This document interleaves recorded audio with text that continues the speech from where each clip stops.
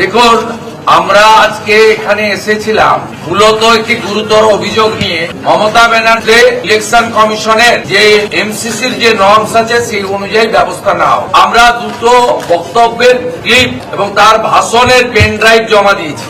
একটা ভাষণে তিনি বলছেন কেন্দ্রীয় আধা সামরিক বাহিনী বা ভোটের কাজে নিযুক্ত নিরাপত্তা বাহিনীদের বিরুদ্ধে তিনি বিশেষ করে নারী শক্তি মহিলাদেরকে লেলিয়ে দেওয়ার কথা বলছেন।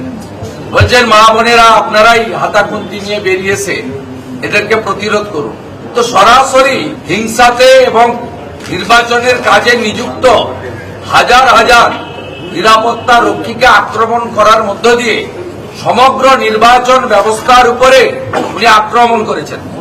দ্বিতীয়ত বলছেন ভারতীয় জনতা পার্টির কর্মীরা আপনারা জেনে রাখুন 4 তারিখের পরে পোস্টার দিয়ে বলতে হবে যে আমি বিজেপি করি না।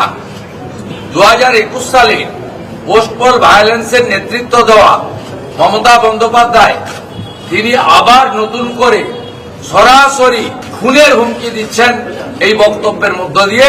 নির্বাচন বিধি চললেও তিনি নির্বাচিত মুখ্যমন্ত্রী আছেন, তার হাতে পুলিশ দপ্তর আছে, তাই কেন ব্যবস্থা নেওয়া হবে না।